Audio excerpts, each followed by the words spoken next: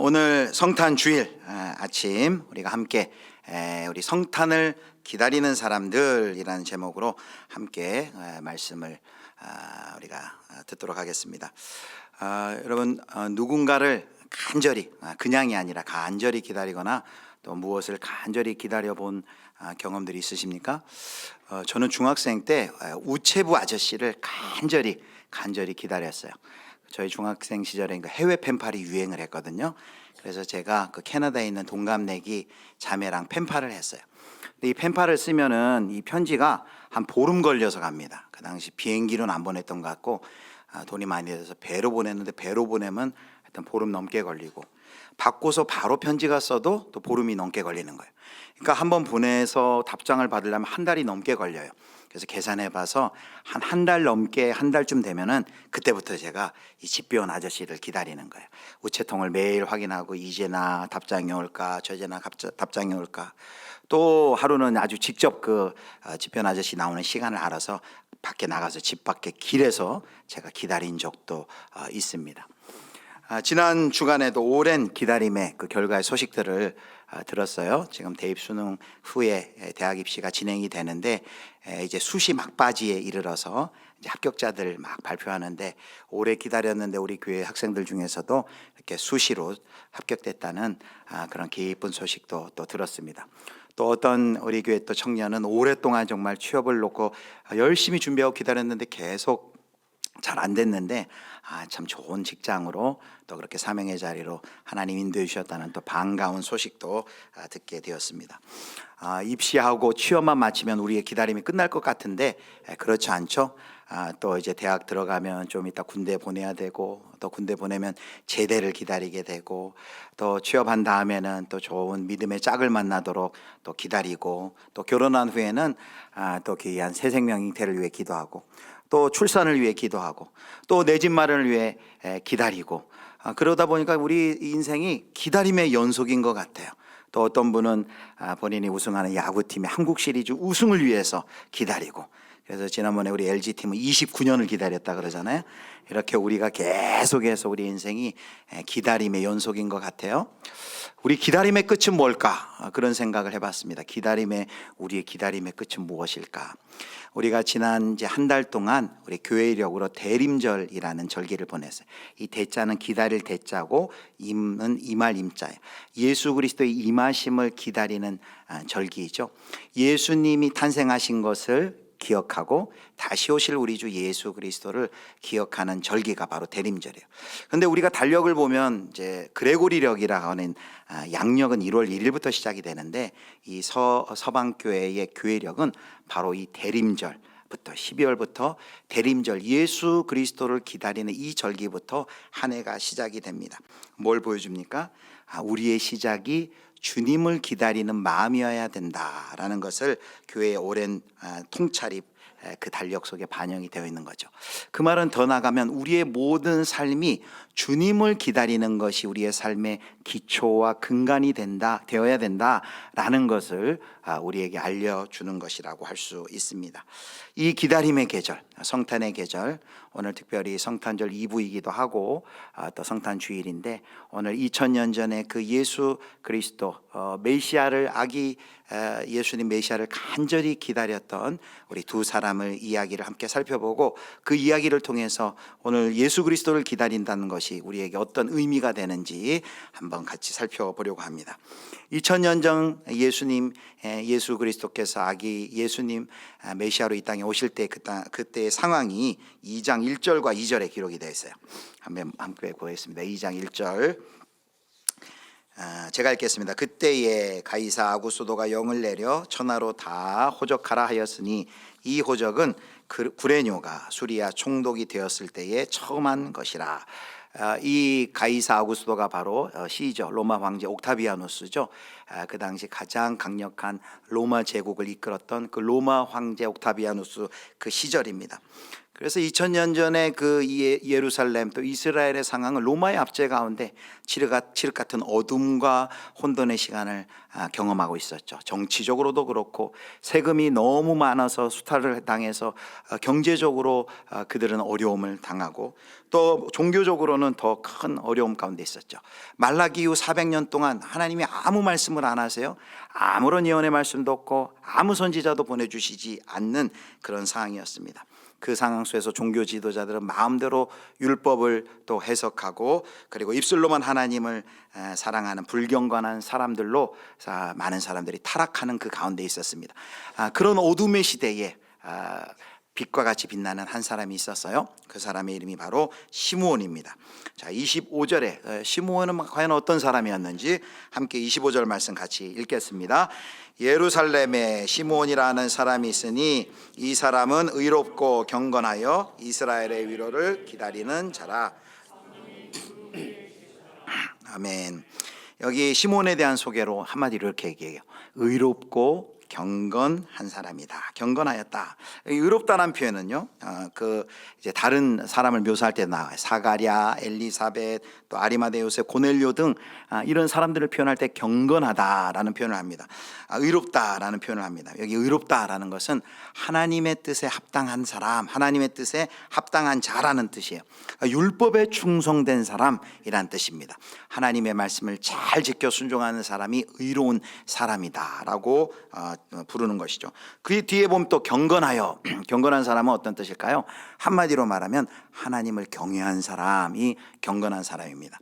시므온은 그 당시 타락하여 온 세상 사람들이 불경건한 그 생활로 치닫는 그 시대에 하나님을 경외하고 율법의 말씀을 기억하고 말씀대로 살아 순종했던 사람이 바로 시므온이었죠. 그런데 이 시므온이 간절히 기다렸던 분이 계십니다. 뭘 기다렸을까요? 자, 25절 하반절을 다시 보여주세요. 하반절을 보면 이스라엘의 뭘 기다린대요? 위로를 기다리는 자라 라면서 그 시므온은 기다리는 사람이었음을 이야기합니다. 이스라엘의 위로를 기다린다는 것이 무슨 말일까요? 자신의 위로가 아니라 민족 이스라엘의 위로를 기다린다. 이 표현이 구약시대에 여러 선지서들에 나와 있습니다. 대표적으로 이사야에 이런 표현이 많은데 49장 13절을 한번 보겠습니다. 13절 우리 호산나 찬양대가 읽겠습니다. 하늘이여 노래하라, 즐거이 노래하라. 여호와께서 위로하셨은즉 그의 고난장은 자를 긍휼히 여기실 것임이라. 아멘. 여기 그의 백성을 위로하셨은즉 하나님을 통해 하나님께서 하나님의 백성 이스라엘을 위로하셨다, 이런 표현들이 나오죠. 바로 이스라엘의 위로를 기다린다는 것은 그 뒤에 이제 우리가 곧 이어서 안나라는 여선지자를 살펴볼 텐데 안나를 설명할 때 나왔던 그 표현하고 동일해요. 38절에 보면 예루살렘의 속량을 바라는 이란 표현이 있어요. 38절 한번 보여주세요. 자, 마침 이때에 나와서, 여기는 이제 안나 얘기인데요. 하나님께 감사하고 예루살렘의 속량을 바라는 모든 사람에게 그에 대하여 말하니라. 자, 이스라엘의 위로를 기다리는 사람이나 또 예루살렘의 속량을 바란다는 이 두 가지 뜻이 동일한 뜻입니다. 어떤 뜻일까요? 이스라엘의 위로를 기다리고 예루살렘의 속량을 기다린다는 것은 바로 죄악과 고난 가운데 신음하는 자기 백성을 구원하시는 바로 메시아 그리스도를 기다린다라는 뜻입니다. 고난 가운데, 고통 가운데, 죄 가운데 신음하는 자기 백성을 위로하고 속량하고 구속하기 위하여 하나님께서 메시아 그리스도를 보내시겠다라는 그 메시아를 기다린다라는 뜻인 것입니다.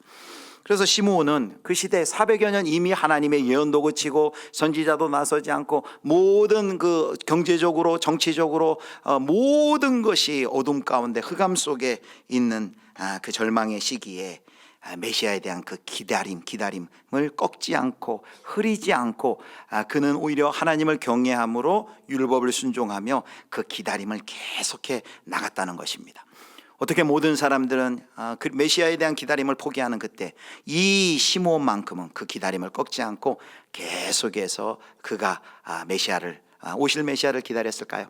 아마 우리는 이렇게 충분히 추론해 볼 수 있어요. 그를 묘사했던 말, 의롭고 경건하였더라. 그가 하나님을 경외하고 특별히 하나님의 율법에 충실했던 사람이라는 걸 기억할 때 그의 마음속에, 우리가 베드로후서 지난 시간에도 살펴본 것처럼 어떤 체험보다도 그의 마음속에 하나님의 그 예언의 말씀, 구약의 선지자를 통해 주신 그 말씀을 그가 기억하고 붙들었기 때문에 그는 이 긴 기다림을 지켜나갈 수 있었을 것이죠. 아마 이사야 35장과 같은 말씀이 그의 마음 가운데 있었을 것입니다. 대표적으로 이사야 35장은 이스라엘의 위로를 위해 오시는 메시아를 기다리며 노래하는 찬양인데요. 자, 1절부터 4절을 함께 보겠습니다. 우리 교독하겠습니다. 제가 1절 읽겠습니다. 광야와 메마른 땅이 기뻐하며 사막이 백합화같이 피어 즐거워하며 기쁜 노래로 즐거워하며 레바논의 영광과 갈멜과 샤론의 아름다움을 얻을 것이라. 그것들이 여호와의 영광 곧 우리 하나님의 아름다움을 보리로다. 너희는 약한 손을 강하게 하며 떨리는 무릎을 굳게 하며 겁내는 자들에게 이르기를 굳세어라, 두려워하지 말라. 보라, 너희 하나님이 오사 보복하시며 갚아주실 것이라. 하나님이 오사 너희를 구하시리라 하라. 아멘. 4절에도 하나님이, 보라, 하나님이 오사 너희를 구하시리라. 그리고 이 35절 오실 메시아를 찬송하는 이 예언의 10절은 이렇게 끝납니다. 10절 말씀, 자, 함께 읽습니다. 여호와의 속량함을 받은 자들이 돌아오되 노래하며 시온에 이르되 그들의 희락을 띠고 기쁨과 즐거움을 얻으리니 슬픔과 탄식이 사라지리로다. 아멘. 이렇게 구약의 선지자들을 통해 내내 예언한 그 이스라엘의 백성의 그 고난 가운데 그들을 위로하고 속량할 그 메시아 그리스도를 향한 그 예언의 말씀을 굳게 붙들고 시몬은 견뎌내었던 것이죠. 그렇게 오실 그리스도를 기다리며 그는 성령의 지시를 받습니다. 성령의 어떤 지시를 받습니까? 놀라운 약속을 받는데 그가 죽기 전에 메시아를 보게 될 것이다 라는 그 자신을 향한 놀라운 약속을 받고, 그리고 어느 날 성령의 감동으로 그가 시몬이 성전에 들어갔을 때 이런 역사가 일어납니다. 자, 27절 28절 보겠습니다. 성령의 감동으로 성전에 들어가매 마침 부모가 율법의 관례대로 행하고자 하여 그 아기 예수를 데리고 오는지라. 28절 같이요. 시몬이 아기를 안고 하나님을 찬송하여 이르되.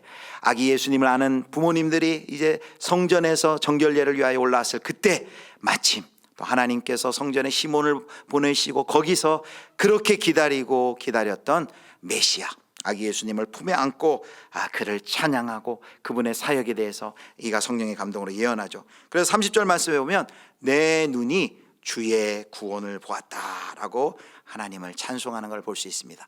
사랑하는 성도 여러분, 오늘 우리는 첫 번째 성탄을 기다렸던 예수 그리스도의 탄생을 기다렸던 첫 번째 사람 시몬을 살펴보았어요. 모두가 다 포기하고 있었어요. 2000년 전 정치적으로도 경제적으로도 종교적으로도 흑암 가운데 절망 속에 아무런 소망이 없는 슬픔과 비탄 가운데 빠져있던 그 당시 상황 속에서 부정과 부패가 만연하고 아무런 희망이 없던 이 시대 속에서 어떻게 이 시므온만큼은 그 오실 이스라엘 백성을 구원하고 이스라엘을 위로할 그 메시아 그리스도를 그렇게 기다릴 수 있었다고요? 그가 타락한 이 시대 속에서도 하나님의 그 약속, 하나님의 메시아가 오셔서 구원자를 통해 하나님의 나라를 이루시겠다는 그 약속의 말씀을 그가 굳게 붙잡았기 때문인 것이죠. 사랑하는 성도 여러분, 그래서 우리가 오늘 우리 이 성탄의 절기는 바로 그 오신 예수 그리스도를 우리가 확인하는 시간입니다. 그 예수님이 오신 의미가 무엇인지, 그 예수님이 주인공이 되시고 그 예수님이 이 땅에 왜 오셔야 됐는지를 기억하는 것이죠. 우리가 첫 번째 시므온을 통해서 우리가 살펴봤고, 이제 두 번째 우리가 안나에 대해서 살펴보겠습니다. 자, 안나는 이제 히브리어로는 한나가 이제 신약의 헬라어로 안나인데요. 자, 한나에 대해서 성경이 36절 37절에 이렇게 설명합니다. 자, 36절 7절 보겠습니다.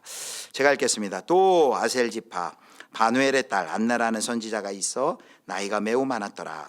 그가 결혼한 후 7해 동안 남편과 함께 살다가, 우리 37절 같이 읽습니다. 과부가 되고 84세가 되었더라. 이 사람이 성전을 떠나지 아니하고 주야로 금식하며 기도함으로 섬기더니. 아멘. 여기 아셀 지파 바누엘의 딸 안나를 설명할 때 이제 그분의 나이를 설명해요. 나이가 많으셨던 것 같은데 여기 이제 이 나이에 대해 두 가지 설이 있어요. 첫 번째로는 거기 나와 있는 그대로 37절에 과부가 되고 84세가 되었더라라는 말처럼 이 안나라는 여선지자가 나이가 이제 84세 정도 되었다라는 해석이 있고요. 또 하나는 그 앞에서부터 해석을 해서 나이가 매우 많았는데 결혼한 후에 7해 동안 남편과 함께 살다가 이제 과부가 되고 84세가 되었더라. 남편이 죽고 난 후에 84년을 과부로 지냈다라고 이렇게 해석을 합니다. 그렇게 해석을 하면 보통 이스라엘에서 이제 좋은 풍습이 있어서 한 14살 정도의 시집을 가면 14살에 시집 가서 7년을 남편과 함께 살면 21살, 그리고 84년을 과부로 지내면 약 105살쯤 되는 것이죠. 보통 이제 105살인 걸로 해석을 많이 합니다. 그러나 어쨌든 나이가 중요한 게 아니고요. 105살인지 안나가 84세인지 성경이 관심을 보이는 건 그것이 아니라 그렇게 오랜 시간 동안 평생을 이 안나가 메시아를 어떻게 그가 기다렸는지에 대해서 이 성경이 설명을 합니다. 자, 이 37절에 보면 이 안나가 메시아를 기다리는 모습을 이렇게 설명을 하여 37절 보겠습니다. 하반절을 제가 다시 읽으면 이 사람이 성전을 떠나지 아니하고 주야로 성전에서 뭘 했대요? 금식하며 기도함으로 섬기더니, 여기 성전을 떠나지 아니했다는 것은 문자적으로 해석하면 안 돼요. 그 당시 예루살렘 성전에 아무리 여선지자라 하더라도 거기에 거주하며 살 수는 없었습니다. 그런데 여기 성전에서 살았다는 것은 그 당시 예루살렘 성전에서 행하는 그 제사 가운데 매일 참석하고, 요즘식으로 얘기하면 예배에 참석하고 그가 매일 기도를 했다라는 거죠. 84세든지 105세든지 아주 연로한 나이에 거동도 불편할 텐데, 거동도 쉽지 않았을 텐데 하나님께서 이 안나 여선지자에게 특별한 은혜를 주셨던 것 같아요. 영적으로도 깨어있게 하여 주시고 육신으로도 강건케 하여 주셔서 그가 영의 눈이 밝고 선명해진 그런 선지자로서 예수님의 오심을, 메시아의 오심을 기다렸던 것 같습니다. 우리 교회도 우리 샬롬 어르신들, 나이 연세 많으신 어르신들이 많이 있는데 하나님께서 우리 안나 선지자에게 하나님께서 영육의 강건함으로 예수님 오실 때까지 끝까지 붙들어 주셨던 것처럼 우리 모든 샬롬 어르신들 가운데도 이 강건함이 있기를 주님의 이름으로 축복합니다. 아멘. 자, 여기 성전을 떠나지 않고 그렇게 예배하고 기도했던 그 안나 선지자가 그가 어떤 일이 일어납니까? 우리 아까 살펴본 38절 다시 보면 하나님의 마침 이때라는 것은 하나님의 인도하심 가운데 그도 안나 선지자도 예루살렘 성전에 갔을 때 바로 아기 예수님을 품에 안고 그 품에 안긴 아기 예수님을 만나게 되는 것이죠. 바로 예루살렘의 속량을 바라는 모든 사람에게 바로 그분이 하나님이 보내신 메시아라는 것을 깨닫고, 그리고 그 아기 예수님의 바로 예루살렘을 속량하는 메시아인 것을 많은 사람들에게 그가 증거하는 것을 봅니다. 감사와 찬양을 올립니다. 얼마나 그 긴 기다림 끝에 평생을 기다려 105살 되었을 때 그 예수님을 만났을 때 얼마나 그 은혜가 크고 감격스러울까요? 자, 안나 선지자는 어떻게 그 긴 시간을 예수님을 기다리며 있었을까요? 시몬 같은 경우는 그 긴 기다림을 하나님의 율법의 말씀을 기억하고 마음에 새기고 그것을 지켜 순종하며 그가 메시아를 기다렸다 했습니다. 안나 선지자는 그의 기다리는 태도에서 우리는 뭘 할 수 있을까요? 여기 보니까 성전에서 금식하고 기도하였더라라고 그랬습니다. 그러니까 열심히 예배하고 기도하라 하는 말이냐? 우리가 그냥 단순히 그렇게 생각할 것이 아닙니다. 안나 선지자가 그 예배를 통해, 기도를 통해 뭘 확인했겠어요? 매일매일 그 매번 드리는 예배를 통해, 매번 드리는 그 기도를 통해 그 하나님 보내주실 그 메시아를 향한 그 갈망을 기도로 예배로 그 자리에서 확인을 하고 풀어낸 것이죠. 우리도 마찬가지죠. 주일마다 우리가 일주일간 삶 속에서 그리스도인으로서 또 왕같은 제사장으로 살다가 우리가 그 예수 그리스도를 향한 시선이 흐릿해졌다가 다시금 주일에 모여서 우리가 뭘 확인합니까? 다시 오실 우리 주 예수 그리스도, 심판주로 오실 우리 주 예수 그리스도를 향한 그 시선을 다시 한번 고정시키고 다시 한번 그 예수님 바라보는 것처럼 그 메시아의 다시 오심을 이 안나 선지자는 그 예배와 기도의 시간을 통해서 그것을 확인하고 다시 한번 그 약속을 붙들고 다시 한번 기도를 통해 그 약속을 강하게 기대하고 기다렸던 것인 것이죠. 그래서 오늘 이제 정리를 하겠습니다. 자, 오늘 성탄을 기다렸던 이제 두 사람, 시므온과 안나를 살펴봤어요. 이 시므온과 안나의 기다림의 모습 속에서 우리는 세 가지 그리스도인으로서 예수 그리스도를 기다린다는 것이 어떤 의미인지를 확인하겠습니다. 자, 첫 번째입니다. 자, 우리 첫 번째 좀 긴데 우리 같이 읽도록 하겠습니다. 시작. 이 땅에 아기로 오신 예수님은 우리가 소망 중에 기다릴 참된 근거가 되신다. 이 땅에 의미를 한번 생각하시면서 제가 다시 읽겠습니다. 이 땅에 아기로 오신, 죄와 고통이 가득한 이 땅에 아기로 오신 예수님은 우리가 끝내 소망을 잃지 않고 기다릴, 소망 중에 기다릴 참된 근거가 되어주신다. 사랑하는 성도 여러분, 우리가 성탄을 보내면서 우리가 매년 이 성탄절을 보낼 때마다 우리가 확인하는 것이 뭐예요? 하나님께서 구약의 여러 선지자를 통해서 수천 년 전에 약속하신 하나님의 백성을 구원하시겠다고 약속하신 그 메시아를 하나님께서 마침내 보내셨어요. 하나님이 천사를 보내지 않으셨어요. 하나님이 슈퍼맨을 보내시지도 않았어요. 하나님이 직접 하나님이 아기 예수님으로 이 땅에 하나님께서 오셨다는 것이죠. 여러분, 우리가 그것을 기억할 때마다 뭘 우리가 확인할 수 있어요? 아기 예수님의 탄생을 우리가 기억할 때마다 뭘 기억할 수 있어요?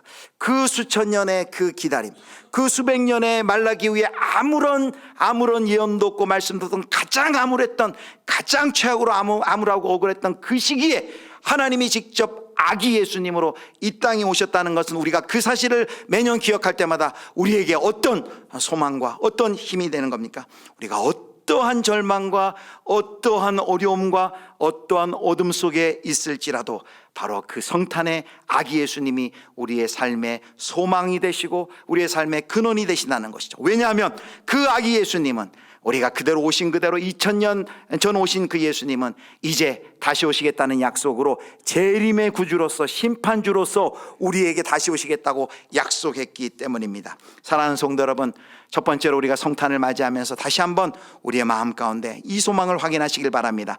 2000년 전 가장 역사의 어둠의 질곡을 꿰뚫고 오신 그 예수 그리스도께서는 다시 오시겠다는 그 약속대로 우리 가운데 다시금 재림의 구주로서 심판주로서 다시 오실 것을 굳게 믿으시는 우리 예수 비전의 모든 성도님들 되시기를 축복합니다.